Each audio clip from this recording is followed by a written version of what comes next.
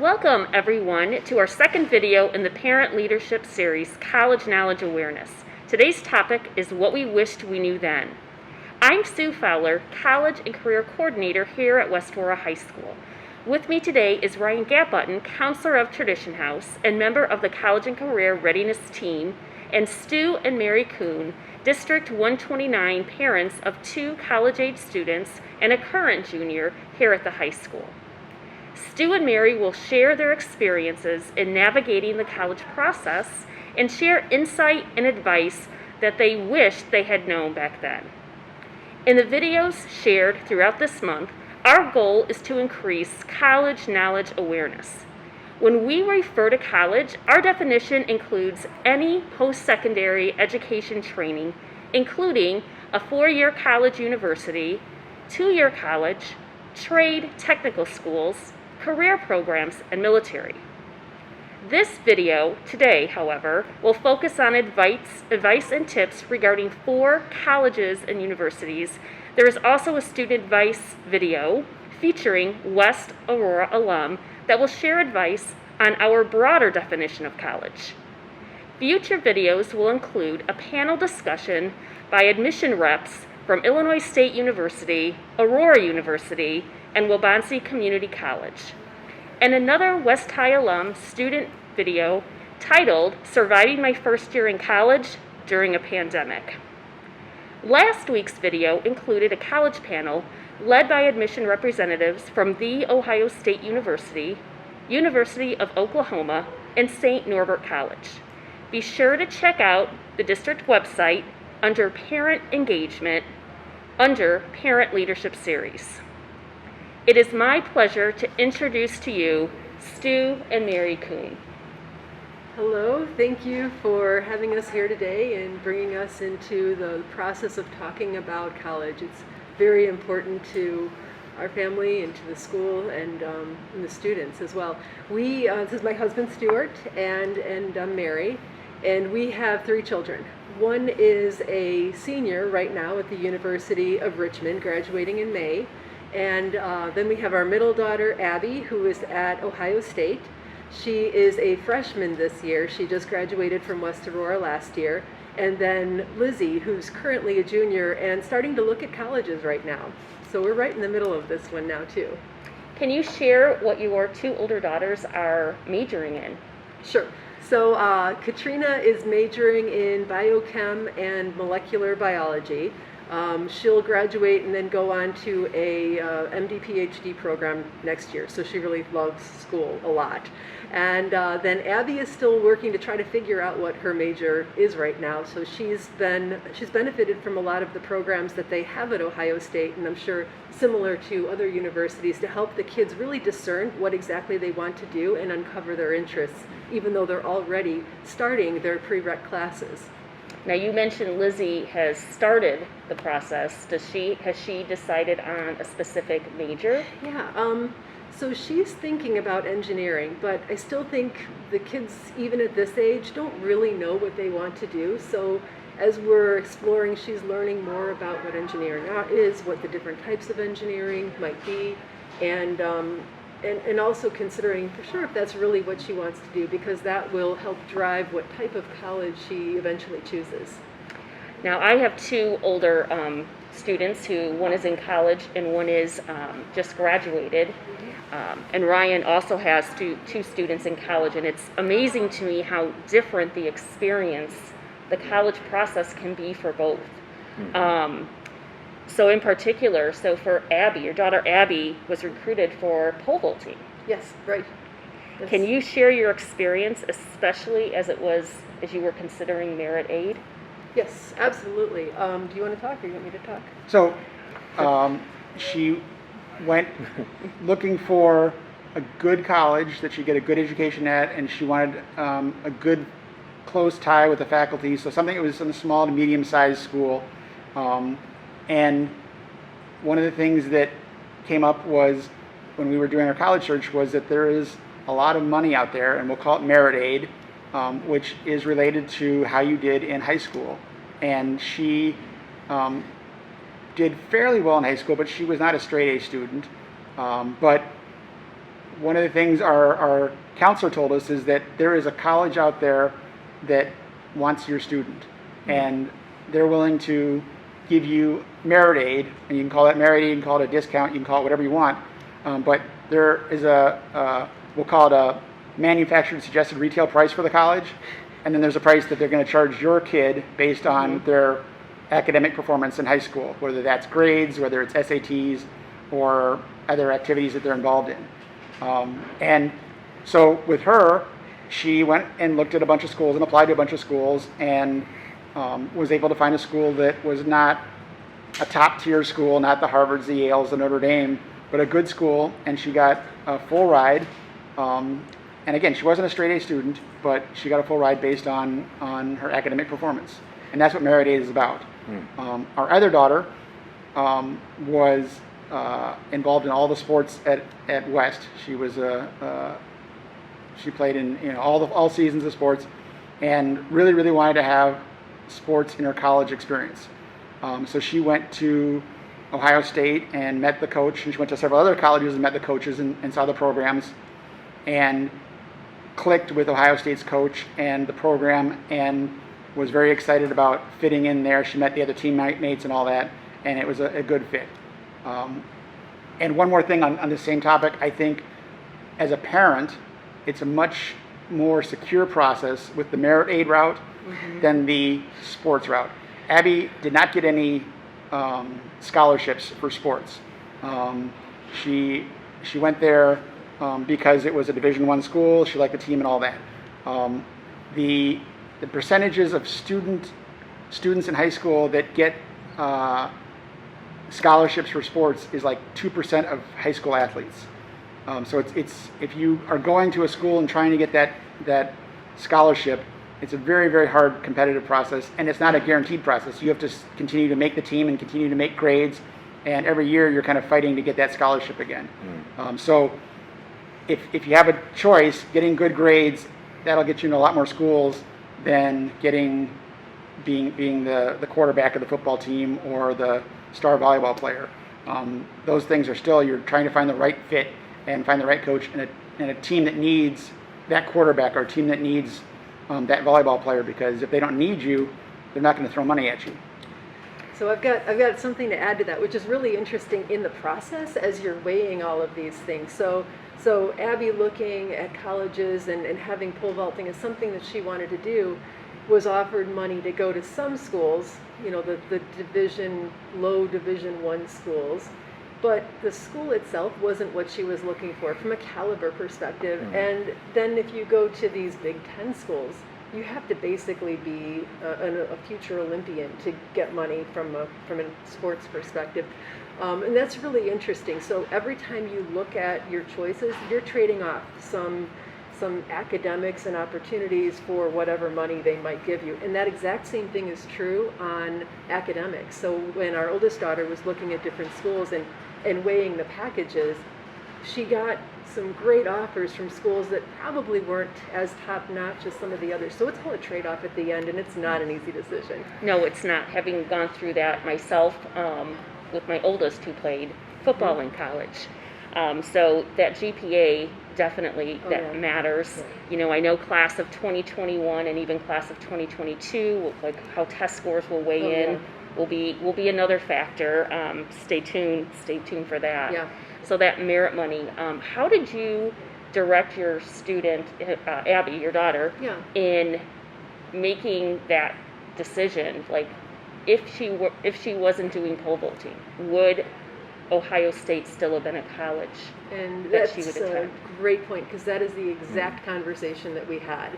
So you've got to pick a school for the school, because that's really why you're going, and you're paying a lot of money and dedicating a lot of time to come out of there to do something with whatever degree you get. So we really did have that decision.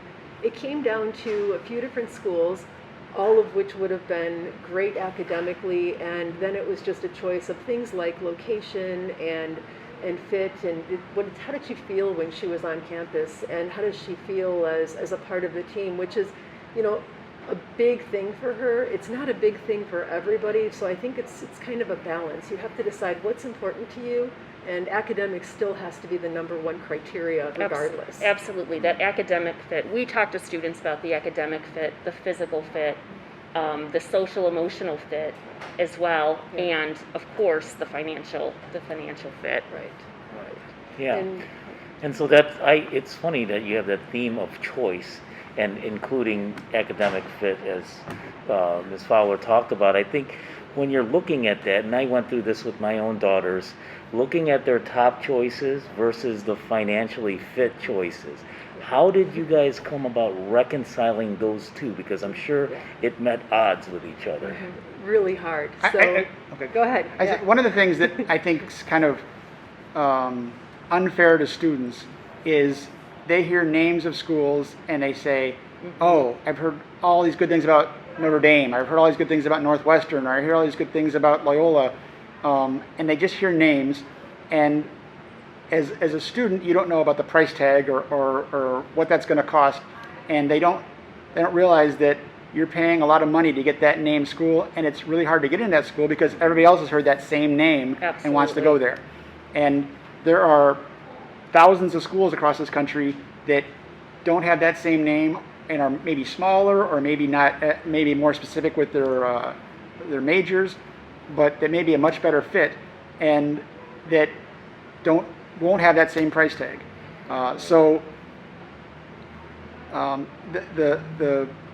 The thing we stressed to our daughters was, again, looking for that college that's a good fit. The name, obviously, I think does matter a little bit, and the prestige and the how challenging the courses are, but it's got to be a good fit all around, and it's got to be you got to feel comfortable there. You got to feel like you have a progress through the steps, that you'll get a major that you can get out with and do something with, and that you can financially make it through and not be indebted to the world when you get out. Sure. No, absolutely. If I can interject for a second, I 100% believe that. You said thousands of colleges. I think it's like 5,300 colleges, and I think the pressure kids put on themselves is this is the best fit. I remember back in the dark ages, for me it was Florida State, and then I ended up at Illinois State, which is loved it there, absolutely loved it. So I think that is a very good point. There's more than one right fit. Exactly. And the thing that we've kind of landed on a little bit of a process that works now too. So the biggest challenge is these kids hear all of these college names, they get all this college mail, and how do you even begin to sort through that? Emails and mail, and it's just so overwhelming, and they think that they've got to pass the test and get the right college. There's a lot of pressure on these kids. They've got to do well on an ACT, SAT while they're carrying their GPA, while they're trying to figure out this whole college thing and write an essay on top of that. So what our kids had done, and it's been refined as we've gone through, but they made a list. They made a list of all of the colleges that they were interested in.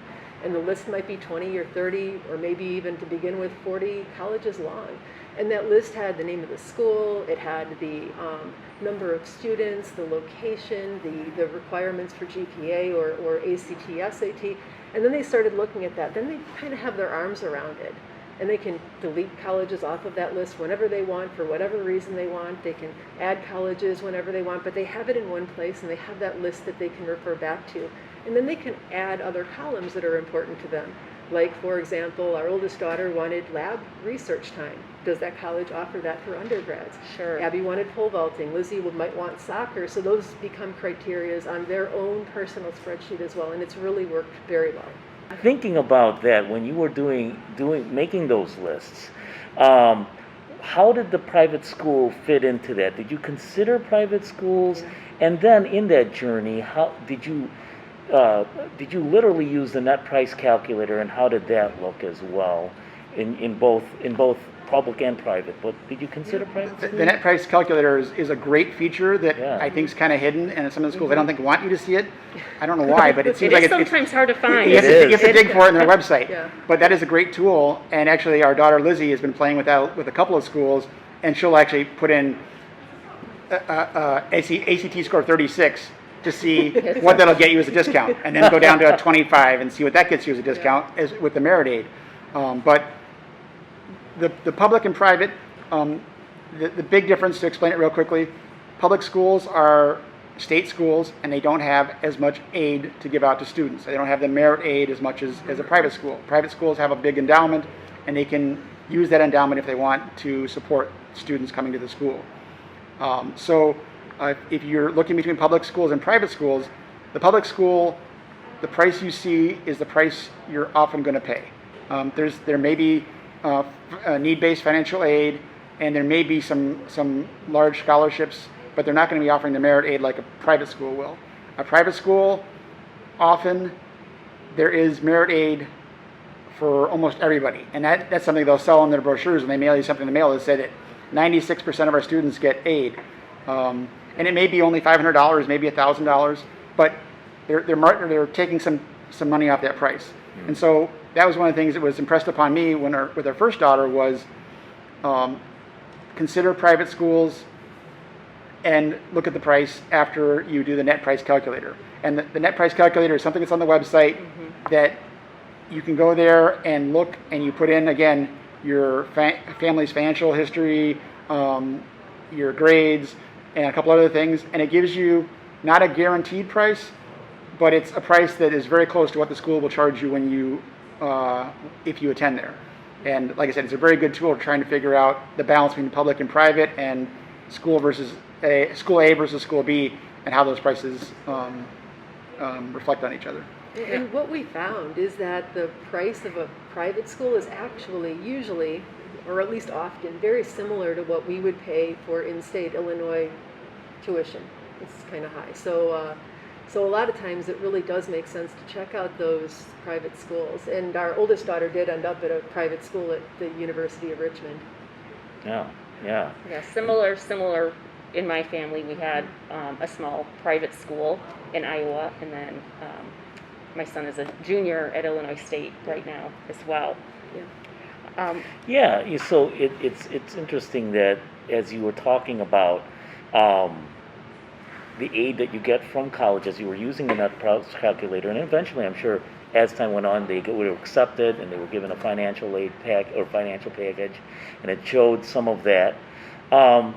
What was your journey like looking for scholarships that are outside of the realm of receiving it from the colleges? Was there a journey first in that, and if there was, what was that like?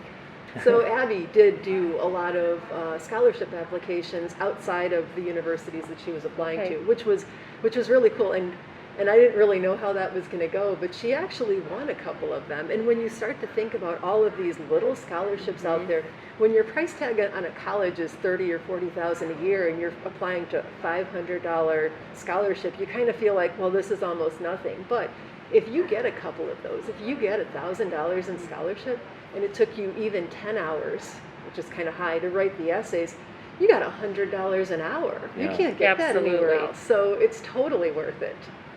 And it may only be a $500 one, which, $500 sounds like a lot of money, but it's not that much money in the big scheme of things. But it is a lot of money when you're trying to knock off the price of college. And if you do several of those, it I think is a great thing for the student to kind of self-recommend themselves and kind of realize that they have a lot of skills and a lot of things that they bring to the table. And there's, again, just like we're talking about the number of colleges out there, there's thousands and thousands of scholarships out there that students can apply for, and your student may be the exact fit of that scholarship, and nobody else really can fit into that or match the qualifications of what they're looking for. So here's one more thing about the scholarship thing. I was surprised, but a lot of the schools that you apply to, if you apply early enough, they automatically put you into scholarship pools, and you may be eligible for things that just happen automatically when you apply.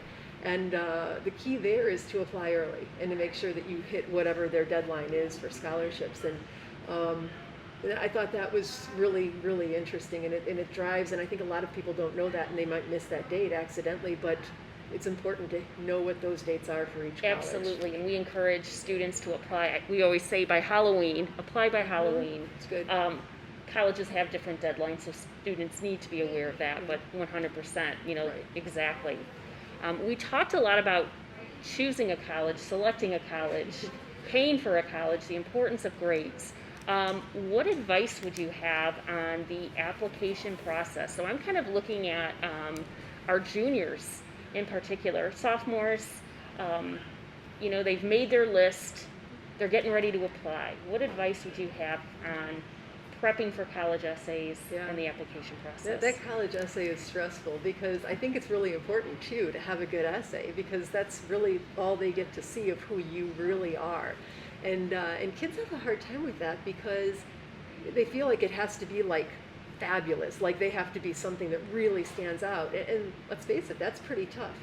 It's even tougher for them to know what it is that makes them stand out, because they're themselves. They don't see the objectivity that we see about them. So I think it's important and I love the way the teachers build that into their English classes. That's so helpful. But it's great for them to take a few tries and think about some different types of essays and then get feedback from their parents, from other family members, from friends. The more people they can get to read those essays, the more interesting ideas they're going to get back, and they'll start to hone in on whatever theme it is that they want to talk about. And remember, it doesn't have to be super fancy. It's just, who are you, really? And even, extraordinary, like the captain of the football team. You don't have to be. And I remember a student telling me how he had played a musical instrument and had gone to a nursing home to play it. He didn't know what to put. I'm like, that is amazing. That's That's so giving back. Yeah. Lizzie wrote an essay. I don't know if she'll use it. She wrote an essay about how she's the youngest in the family and how that's kind of difficult sometimes to have to live up to those things. And that's a good essay too.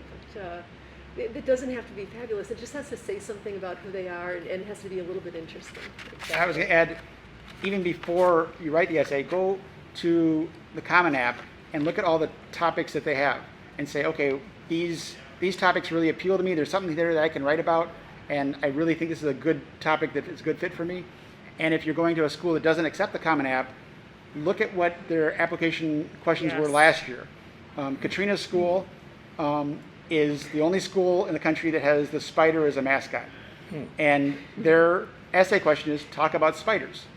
And it's a really vague question that you can go all different kinds of directions, but they're looking for you to be, I have no idea what they're looking for, but they're looking for some kind of creativeness, and they're looking for, using that topic to expound upon yourself and use your creative writing skills. So again, looking at what the topics are you have to write about, and then just thinking about what's a good fit for you to write an essay on. No, absolutely. So back to the application process and, deciding on this school that, you've got to get into, putting all your eggs in one basket. What did it mean for you and your kids to not put all their eggs in one basket? Yeah. Or did they put their eggs They in did one not. basket? Okay. Yeah. It was, so I would say our oldest two really didn't have one college that they were really focused on. Lizzie has one that she's looking at pretty hard right now, but she's also looking at a lot of others. And the key there is you just don't know what's going to change between now and the time that you're going to actually make a decision and want to go to a school. You might change your major even. You might change you might change where you want to live for some reason. So applying to one, you really box yourself in. So you need to think about applying to a diverse type of college. Figure out what kind of college you want, but then maybe mix in a couple from something a little closer to home for one of them, something that's a little bit smaller for one. And even if you're applying to distant colleges with large student populations, you might want to also mix it up just a little bit and give yourself some options at the end. Sure, especially financial options. Especially financial options. And like you said, things changed. I know our current class of 2020, first year, there were many changes. Many changes, yes. Especially with schools being online and everything. Yeah, no, absolutely. I agree. Different price points, different. You should have, and I'm sure you've said this a million times to the kids, they should have a set of colleges that they are pretty sure they can get into, something that's a sure thing that they absolutely will get into, and then maybe a few stretch schools. And I just encourage people when they get to that point, number one, at least they're honing it in, so they're on the right path. And talking to people, and visiting. Talking to people and trying to find those nuggets of information that are going to help you make that decision and delineate between the two. But maybe even most importantly is making a list of pros and cons. When you actually write something down, it does something different in your brain in the way that you process a decision. No, absolutely. We were talking about number of colleges, and you had brought up 20. You had said about 10. Yeah. You know, and that's something that I want parents to understand too. That there are, you know, it costs money for some colleges, not Yes. every, Most but of for them. many colleges, you're going to pay an application fee, Mm-hmm. and there are waivers available to help offset that cost. And that's something students can see their counselor, they can see me in the College and Career Center, and we can look into helping offset that application fee, because that can be a hardship on families. And that's a great point, because these colleges are charging $40, $30, $40, $50 to apply, I think is what I remember. And it adds up. And for the kids, they look at that and they're like, oh, well, maybe I shouldn't apply.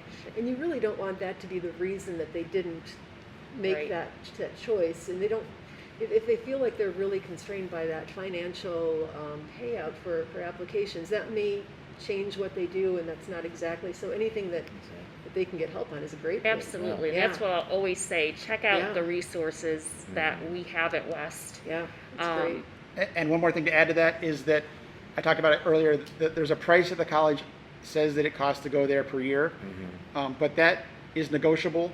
If you, my boss is a good case. His daughter applied to Marquette and St. Louis University.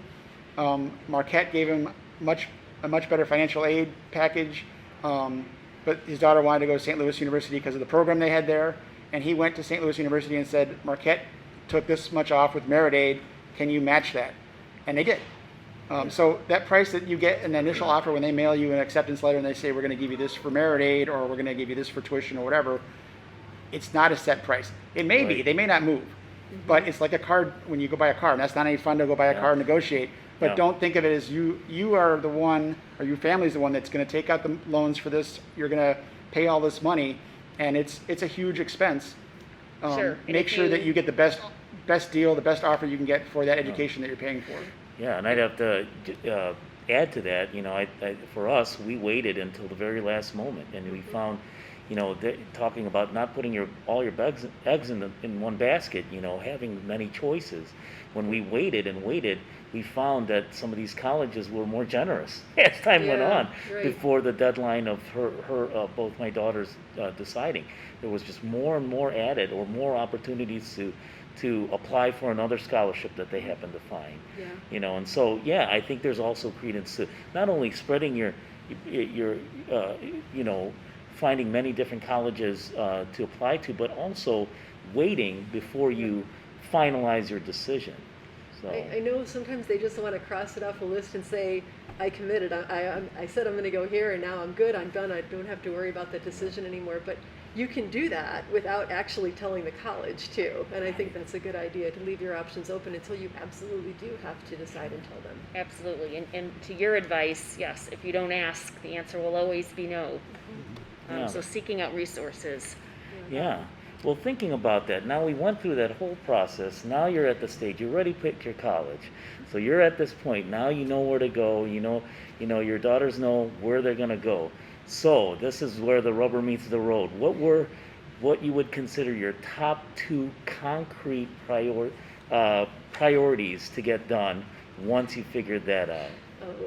Well, mine's maybe not what you're looking for, but I went into full nesting mode. Like, what do we need to buy to make sure that they're going to have what they need when they get there? Don't forget the smallest things. And so Sure. I kind of figured it's tough to let your kids leave, and Sure. so the only thing I could do at that point was just to make sure that I had them well equipped and they weren't going to run out of something. So that was what I thought a lot about. Yeah, that's definitely something that I think we forget, that it's you know, they're moving. Oh, they're yeah. You know, or they're going into adulthood, and they need some level of independence in some of these concrete things. There's few It's about kids, yeah. surviving. Surviving, which Yeah. is a video that will be coming up. Yeah.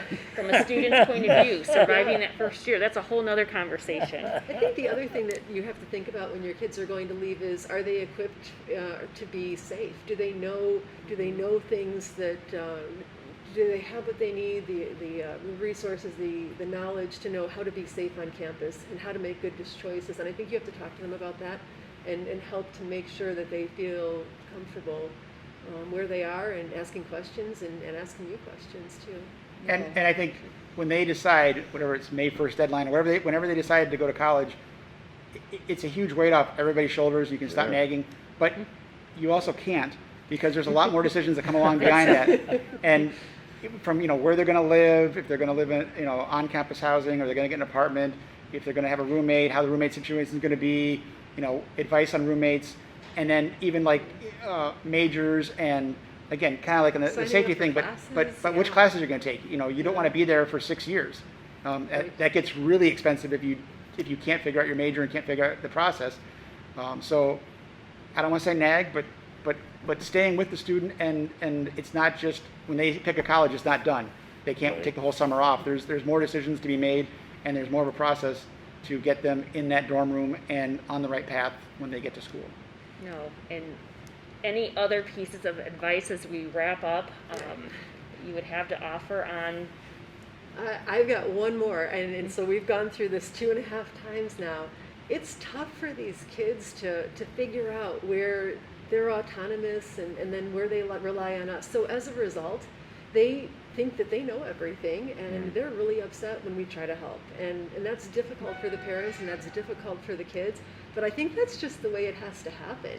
And we kept offering advice, and they kept not listening to it for a while. And I think you still have to have those conversations, but it can't monopolize every discussion you ever have with them. Sure. So it's a difficult time, but it's a real learning time for them and for you at the same time. An exciting time. And an exciting time, yes. Stu, did you have any to add to that? No, I think we've covered it. I think the other thing that we touched on is that, and we've talked mostly about four-year colleges, and I think that there is a bunch of advantages to going to a 2-year school. Absolutely. Or taking a year off and trying to figure out what you want to do and earn some money, so you have a little bit of a nest egg going into college. Not taking a year off and relaxing, but actually doing some research and getting a job. All those are great options. The 2-year school thing is a much more economical way to do it. And especially if you can live in your parents' basement or something along those lines, there's a lot of other options that can get you to the same end point or the same degree. And all of this that we talked about is important, but look at all the options and look what's the best fit for you, because some of Abby's best friends are I want to say ahead of her by going the community college route, because they're able to go in person, they're able to take classes they want to get, and they have a very, very direct path to where they want to end up. And sometimes you go to a big school or a liberal arts school, and you're there for a couple of years before you figure out a major. And sometimes you go to a community college or a trade school, and you have a path that's going to get you someplace in a much quicker and, like I said, more economical manner. No, that's great advice. Well, thank you so much. I mean, this is wealthy advice. It's clear that 2 years of going through it, you got a hang of it. It is definitely a daunting task as a parent going through it for the first time. But your advice and your time with us has been invaluable. So thank you so much. Thank you so much. No problem. Thanks for having us. Well, we'd thank you so much, and we invite all of you viewing to view our next video release, where we're interviewing a panel of college representatives, one from Illinois State University, representing a large public school, one from Aurora University, representing a small private school, and as well one representing a community college from our local Wabansie Community College. That's going to be released on April 22nd, 2021, and we're hoping that you can join us for that. Thank you very much.